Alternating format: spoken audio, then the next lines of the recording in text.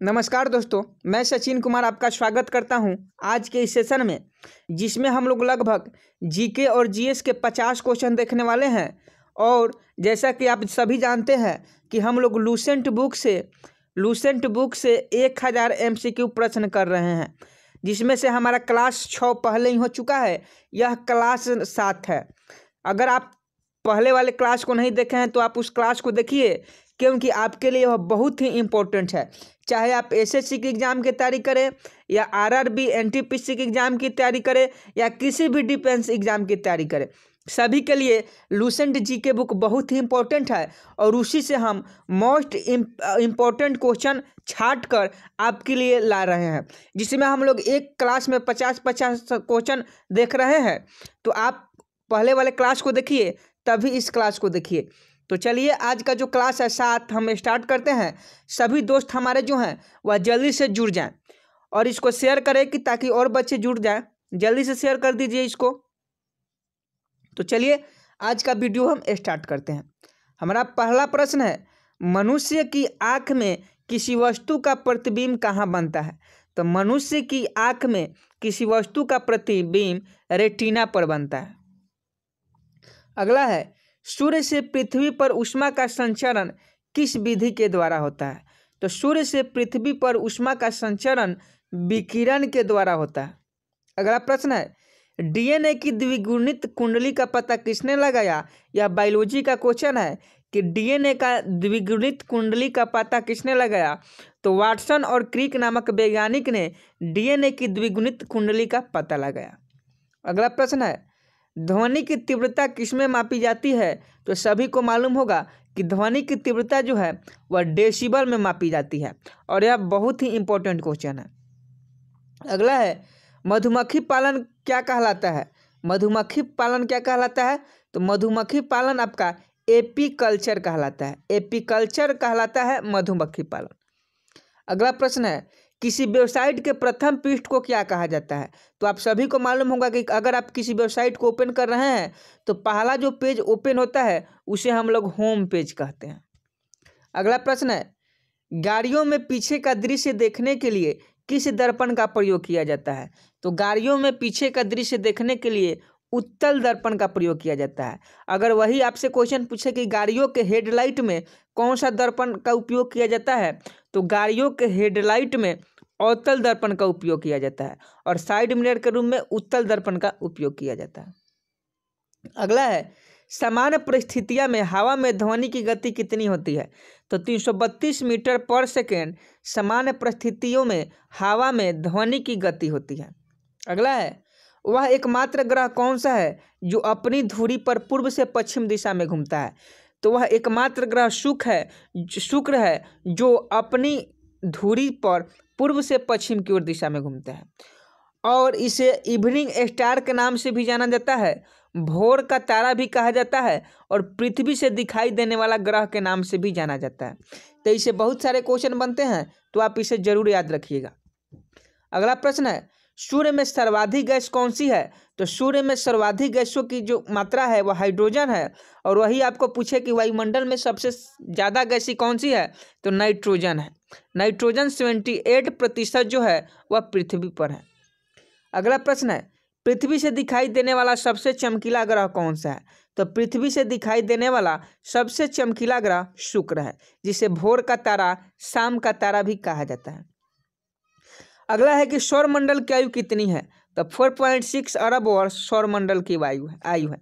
अगर आपको सौरमंडल से संबंधित किसी प्रश्न में दिक्कत होता है, अगर आप कोई प्रश्न नहीं जानते हैं सौरमंडल से संबंधित, तो इसके ऊपर हम ऑलरेडी एक वीडियो बना दिए हैं, जिसमें हम लोग ट्रिक के माध्यम से सौरमंडल अध्ययन किए हैं।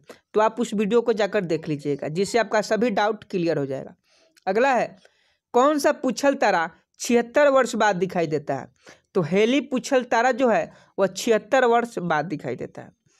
अगला प्रश्न है कि पृथ्वी और सूर्य के बीच दूरी कितनी है? तो 15 करोड़ किलोमीटर पृथ्वी और सूर्य के बीच की दूरी है। अगला है कि सूर्य का प्रकाश पृथ्वी तक पहुंचने में कितना समय लगता है? तो सूर्य का प्रकाश जो है वह पृथ्वी तक पहुंचने में 500 सेकंड लगाता है। 500 सेकंड लगाता है। अगर आप मिनट में इसको कन्वर्ट करना चाहते हैं तो 500 बटा 60 कर दीजिए, जितना आएगा वह मिनट में हो जाएगा। अगला प्रश्न है, भारत ने पहला परमाणु परीक्षण कब और कहाँ किया था? तो भारत ने पहला परमाणु परीक्षण 14 मई 1974 को पोखरण के राजस्थान में किया था। और राजस्थान एक राज्य का नाम है और राजस्थान को पिंक सिटी के नाम से भी जाना जाता है। और राजस्थान की राजधानी कहाँ है? तो जयपुर राजस्थान की राजधानी है। आप वीडियो को लाइक नहीं कर रहे हैं, अभी तक वीडियो पर ज़्यादा लाइक नहीं आया है, तो आप वीडियो को शेयर कर दीजिए और लाइक ज़रूर कीजिए, क्योंकि आपके लाइक करने से हम मोटिवेट होते हैं और ऐसे ही वीडियो अपलोड करने के लिए उत्तेजित होते हैं। तो आप इस वीडियो को लाइक कीजिए और इस वीडियो से बहुत सारे स्टूडेंटों को जोड़िए। जोड़ने का काम आपका है और हम अपना काम कर ही रहे हैं, तो आप अपना भी काम करें और ज़्यादा से ज़्यादा स्टूडेंटों को जोड़े। आप उनसे बताइए कि अगर वह जीके अपना मजबूत करना चाहते हैं, वह अपना जीके और जीएस को स्ट्रॉन्ग बनाना चाहते हैं, तो वह इस चैनल से जुड़े। वह किसी भी एग्ज़ाम की तैयारी करें। सभी एग्ज़ाम में लगभग जीके और जीएस पूछे जाते हैं और जीके और जीएस यहाँ से आपका मजबूत हो जाएगा। तो सभी फ्रेंड को जरूर बताइए और जो लोग नए हैं वो चैनल को सब्सक्राइब कर लीजिएगा नोटिफिकेशन के लिए। अगला है कि कंप्यूटर के जिस भाग को हम स्पर्श कर सकते हैं वह क्या कहलाता है?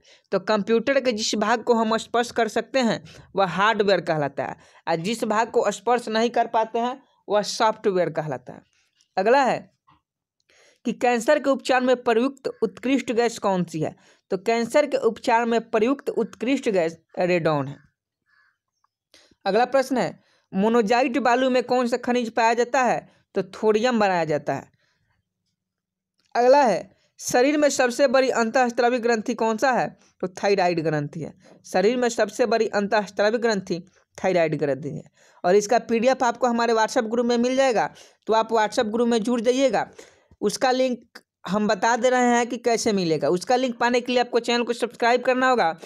जैसे ही चैनल को सब्सक्राइब कीजिएगा तो डिस्क्रिप्शन में आपको वह लिंक ऑटोमेटिकली आ जाएगा, तो आप उससे क्लिक कर आप हमारे व्हाट्सएप ग्रुप में ज्वाइन कर सकते हैं, जहां हम सभी क्लास का नोटिफिकेशन पीडीएफ डालते हैं। अगला प्रश्न है, संसार का विशालतम स्तनधारी कौन सा है? तो व्हेल मछली जो है वह संसार का विशालतम स्तनधारी है। अगला है कि ब्लड ग्रुप की खोज किसने की थी? तो लैंड स्टेनर ने ब्लड ग्रुप की खोज की थी।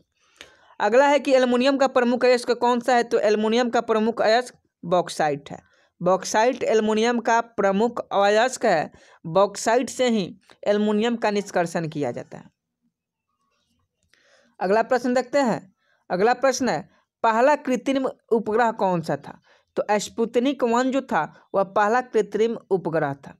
अगला है, किस उपकरण द्वारा यांत्रिक ऊर्जा को विद्युत ऊर्जा में परिवर्तित किया जाता है? तो डायनेमो के द्वारा यांत्रिक ऊर्जा को विद्युत ऊर्जा में परिवर्तित किया जाता है। वही अगर क्वेश्चन पूछे कि विद्युत ऊर्जा को यांत्रिक ऊर्जा में किससे परिवर्तित किया जाता है? तो विद्युत मोटर के द्वारा विद्युत ऊर्जा को यांत्रिक ऊर्जा में परिवर्तित किया जाता है और इसका जस्ट अपोजिट डायनेमो हो जाएगा।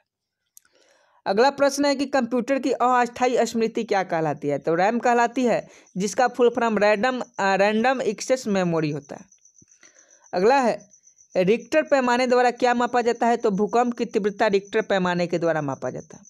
अगला प्रश्न है कि भूपटल में सबसे अधिक कौन सी धातु है? तो भूपटल में सबसे अधिक एल्युमिनियम धातु है। अगला है कि किस ग्रह को सांध्य तारा कहते हैं? तो भोर का तारा, शाम का तारा, सभी शुक्र को कहलाता है। तो शुक्र ग्रह इसका राइट आंसर हो जाएगा। शाम को तारा शुक्र ग्रह को कहा जाता है। अगला है कि वायुमंडल की सबसे निचली सतह को क्या कहते हैं? तो क्षोभ मंडल, स्ट्रोमोस्फीयर कहते हैं वायुमंडल की सबसे निचली परत को। अगला है कि पृथ्वी के 1 डिग्री देशांतर घुमाने में कितना समय लगता है? तो पृथ्वी का 1 डिग्री देशांतर घूमने में 4 मिनट समय लगता है। अगला है कि प्लास्टर ऑफ पेरिस किससे बनता है? तो जिप्सम से प्लास्टर ऑफ पेरिस बनता है। अगला है कि मछली किसकी सहायता से सांस लेती है? तो गल्फरों की सहायता से। यहाँ हम ध्यानपूर्वक देखेंगे कि मछली किसकी सहायता से सांस लेती है? तो गल्फरों की सहायता से मछली जो है वह सांस लेती है। और यहाँ से क्वेश्चन बनते हैं कि मछलियों में कितने कोष्ठक पाए जाते हैं? तो मछलियों में 2 कोष्ठक पाए जाते हैं और मनुष्य में 4 कोष्ठक पाए जाते हैं। अगला है, हरे पौधों द्वारा भोजन बनाने की क्रिया क्या कहलाती है? तो हरे पौधों द्वारा भोजन बनाने की प्रक्रिया प्रकाश संश्लेषण की क्रिया कहलाती है। अगला प्रश्न है कि दूध से क्रीम किस प्रक्रिया से बनाई जाती है। आरआरबी एनटीपीसी का फेवरेट क्वेश्चन है कि दूध से क्रीम किस प्रक्रिया से बनाई जाती है। तो अपकेंद्रीय बल की प्रक्रिया से दूध से क्रीम बनाई जाती है। अगला प्रश्न देखते हैं। वीडियो को लाइक करते चले, क्योंकि आपके लाइक करने से हमारा जो मनोबल है वो बढ़ता है और ऐसे ही वीडियो अपलोड करने के लिए प्रेरित करता है। और हम लोग 1000 MCQ कर रहे हैं लूसेंट बुक से, तो आप इस सभी वीडियो को देखें। यह क्लास 7 है, इसके पहले हमारा क्लास 6 गो हो चुका है। तो अगर आप 1 2 3 4 5 6 नहीं देखे हैं तो आप चैनल पर जाकर उसको ज़रूर देखें, क्योंकि एग्जाम की दृष्टि से सभी वीडियो लूसेंट जीके का बहुत ही महत्वपूर्ण है। अगला प्रश्न है कि दूध से क्रीम किस प्रक्रिया से बनाई जाती है। तो अपकेंद्रीय बल अभी बताएं। अगला है RBI reserve bank of India का मुख्यालय कहाँ है। तो RBI का मुख्यालय कहाँ है, मुंबई में।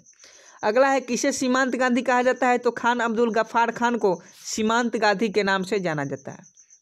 अगला प्रश्न है विश्व का सबसे बड़ा द्वीप कौन सा है। तो ग्रीनलैंड जो है विश्व का सबसे बड़ा द्वीप है। अगला है स्वतंत्र भारत के प्रथम राष्ट्रपति कौन थे। तो डॉक्टर राजेंद्र प्रसाद भारत के प्रथम राष्ट्रपति थे। अगला प्रश्न है काली मिट्टी किस फसल के लिए सर्वाधिक उपयुक्त है। तो कपास के खेती के लिए काली मिट्टी सर्वाधिक उपयुक्त है। अगला है कि कौन सा विदेशी आक्रमणकारी कोहिनूर हीरा एवं मयूर सिंहासन लूटकर अपने साथ स्वदेश ले गया था।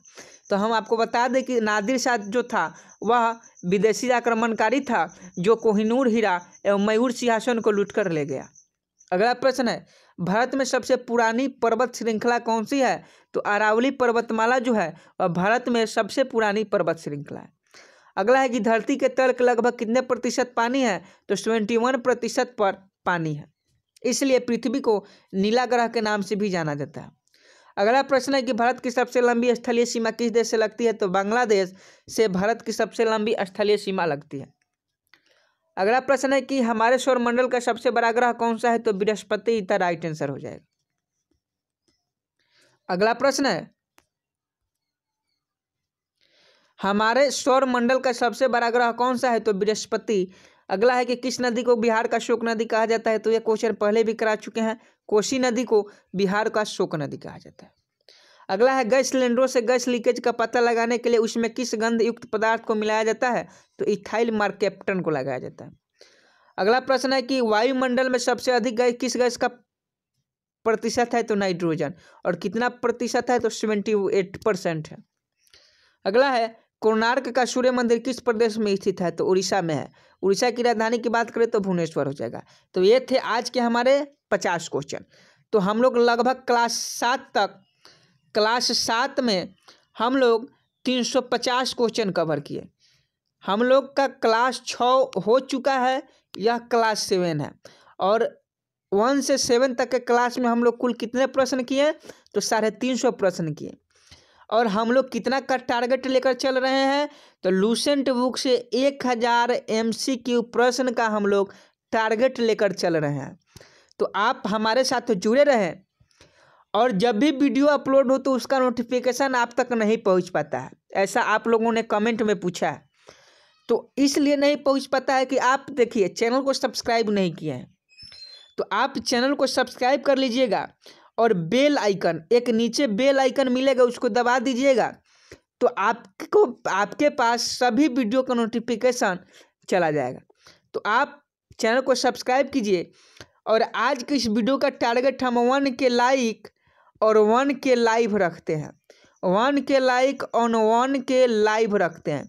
तो आप इस दोनों को जरूर पूरा कीजिएगा, क्योंकि जब तक आप वीडियो को लाइक नहीं करते हैं, ज़्यादा स्टूडेंट को पास शेयर नहीं करते हैं, तब तक हमारा मनोबल नहीं बढ़ता है।